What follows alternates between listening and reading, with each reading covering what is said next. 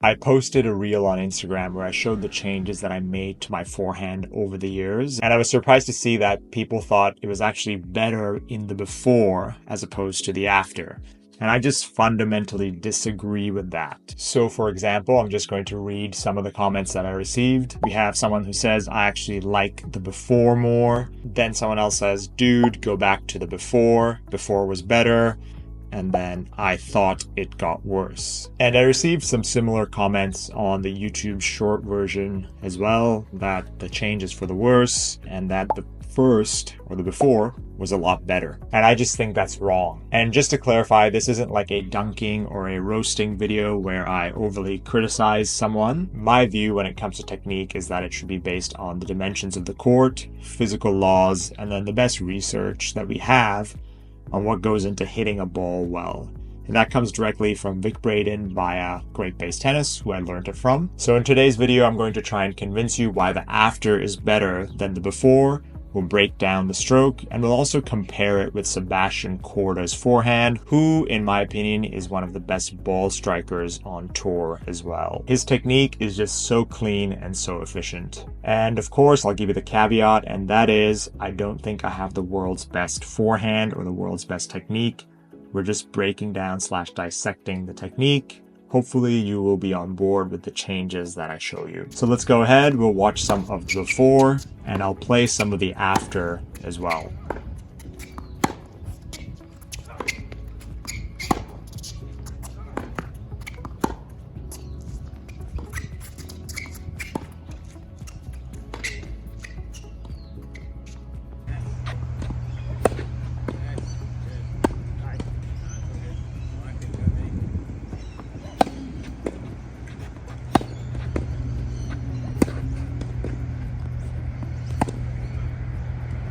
Okay, let's take two similar-ish strokes and we shall break them down together. Okay, it's time to roast myself here. So the first thing we'll talk about is this inversion here. So an inversion is just when the tip of the racket will face towards the front versus where in, you could say, a more efficient preparation, the racket tip will face up. And now there's lots of great players who have an inversion. For example, Nick Kyrgios, Francis Tiafoe, and just as a general comment, that ties into the theme of the video, which is there's no like right or wrong way to hit, but hopefully we can agree on what's efficient and not efficient, and I'll give you the reasons and rationale for why. One of the things with the inversion is that it just takes away your options. What I mean by that is from ready position, if let's say I'm returning serve, I can just turn, I can set the racket, and I can move the strings forward,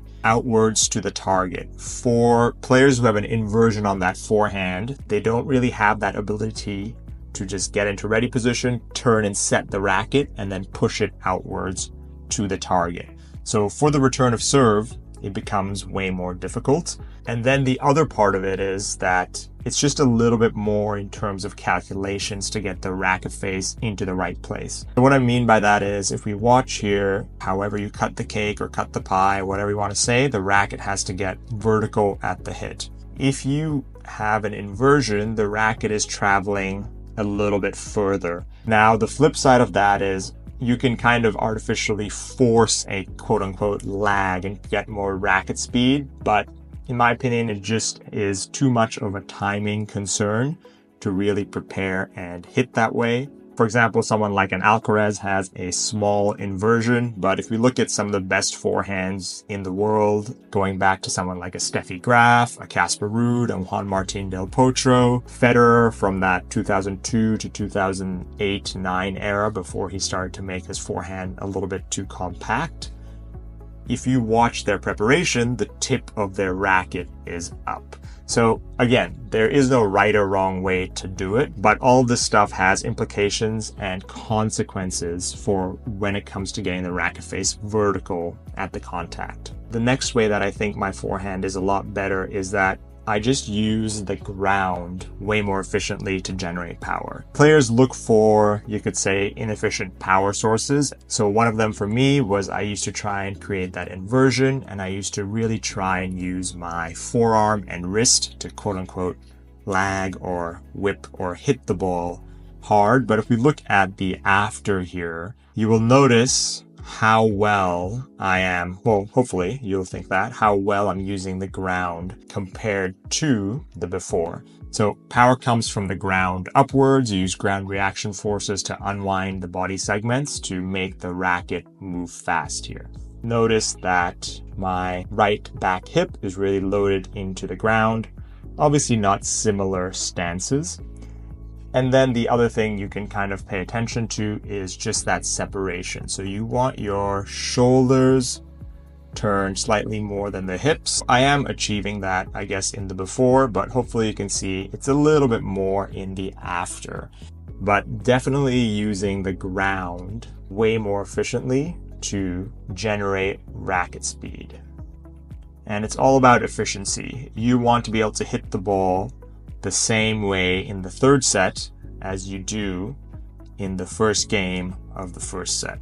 I hope it doesn't take a genius to see that I am using the ground a little bit more efficiently when it goes into the contact, which will lead us to the next part, and that is having a racket head that goes from truly below the height of the ball and travels upwards into the contact. So I believe this is from Vic Braden, and I heard it from Great Base Tennis, and that is one of the biggest mistakes that players consistently make at even higher levels, and obviously caveat not saying that I'm a high level player, is they just don't get the racket head sufficiently below the height of the incoming ball. What do we mean by that? Look at the after and look at the before. And just as a side note, yes, I know we're only comparing one stroke, but if you go back and look through the footage, hopefully you'll see that I'm consistently getting the racket head below the height of the ball on the after as well.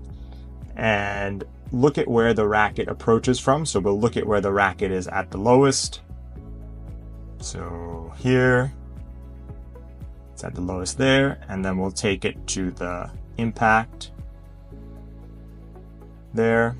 And now we look at the same on the left. It's at the lowest there, and we will take it to the impact there. So this is really a simple but such a fundamental aspect of playing, I believe, this game well, is that you need to learn to get the racket head below the height of the incoming ball, because you need to essentially create topspin. You need to create forward revolutions. To be able to hit the ball hard and well, you need to be able to control the spin and the revolutions that you create. For example, players rave on about Nadal's forehand, how he gets so much trajectory and height. But what's the reason he gets so much trajectory and height? It's that he gets his racket head really below the height of the incoming ball and swings upwards at a fairly sharp angle and outwards to the target. So I would say this is probably one of the biggest changes that I've made, is how low the racket head gets below the height of the incoming ball. And now inside out. So you've heard that before, and you've probably heard coaches speak about this before, that it's the racket moving from close to away. And that's what is critical to be able to hit the ball hard and well. And I want to show you that consistently I am hitting the ball further away from my body. And part of it has to do with the grip, where on the left side I'm on a 4.5, so probably 4.5 here. I'll write that out. And on the right side, I'm consistently hitting with a 4 or a semi. And yes, obviously your grip dictates the contact point, predicates the swing path. But there are players, someone like a Casper Ruud, who contacts quite far away from the body, even though he has a 4.5 on his forehand grip. So in general, again, we're talking about generalities. The further you can contact away from the body, the faster the racket travels. So I'm definitely using that inside out component of the swing a lot better than where I was here. So basically I only have this much space to make the racket move fast into the contact, versus on the after here, I'm really using the ground and separation to move the racket faster. And it's all related, right? Because I'm using the ground and separation, I'm turning a little bit more. I can swing a little bit more inside out, and my grip is a little bit more efficient. That's another thing to keep in mind, is that it is all related in terms of technical changes you make do have impacts to the other components of your stroke as well. And speaking about power and hitting the ball harder, one of the things that has really helped me is this 2-1-2 idea, and I've made videos on it in the past. But basically, you want to prepare with 2 hands on the side, which I'm doing. Obviously, you hit with 1, and then you finish nice and high with 2 hands. You want to catch the racket. And again, there's no like magic or secret to it, but if you force yourself to swing with a 2-1-2 swing, especially that 2 at the end, there's a tendency for you to get just a little more compression where the racket head goes a little more outwards towards the target and then finishes here. And also keep in mind that finishing higher will help you to create more of a vertical lifting swing versus, if we look on the left, notice how the strings are folding across the hitting zone.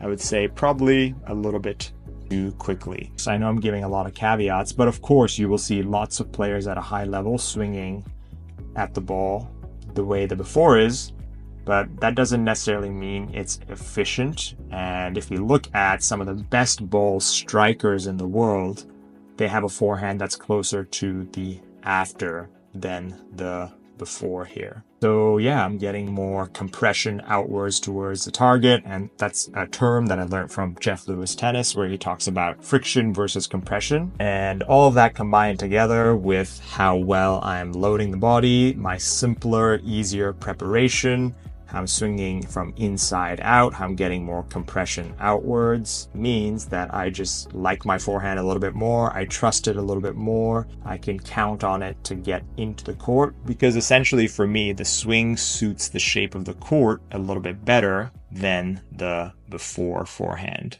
And before we go on to the Korda comparison, I just want to tell you about the Fast 4, which is my weekly newsletter. It's one actionable tip designed to improve your tennis in 4 minutes or less every Monday. We've talked about mental skills. We've talked about how you should be practicing. I'd love it if you joined me there. The link is in the description below. So I've pulled out Sebastian Korda's forehand. And again, thanks to Slow Mo Tennis for allowing me to use your footage. Please go check out their channel. And if you watch here, notice the things that I have emulated. And that is, the first thing is the 2, where you have the hands to the side. And then if you watch Korda here, you'll notice that the tip of his racket is facing up. Same for me here. When I'm turning, the tip of my racket is up. Notice how well he uses the ground as well. And yes, obviously the feed is coming at a different speed, so it's a little bit different, and also it's coming from a different angle. But watch how Korda is really using his body well to load. And notice how his shoulders are turned a little bit more than his hips. That's one thing that I need to work on for myself, is my thoracic flexibility and mobility isn't that great. So it's something I need to keep working away on. Now notice how he swings from inside out there. So we have a similar inside out. I know you're seeing probably something a little bit different, and I'll chat about that. But notice how the racket goes from close to away on both forehands. For this part, yes, I am getting the racket head really a little bit lower than Korda. So on this particular forehand, his ball would be having a lot more speed through the air compared to mine, which is going a little bit higher. And that's just the difference, right? What you do physically with the racket and the swing path impacts what happens to the ball, because it matters how that racket is traveling for that 5 millisecond roughly time frame that you contact the ball. And then the next part you can see, you can also tell he's gotten more compression, because look at how his racket travels a little bit more outwards while mine is a little more upwards. But notice the catch at the end. So yeah, I have tried to emulate that forehand a little bit. Hopefully you can see. And I think Korda is one of the best ball strikers on tour, and many players who hit the ball in a similar way, who honor these principles, they were some of the best ball strikers on tour and that we have seen in our time on the tennis courts. So that's why I changed my forehand, and that's why I feel it's a little bit more efficient than the before. So curious to hear your thoughts. Let me know in the comments below if I've managed to change your mind. If not, why not? I'm happy to have that discussion.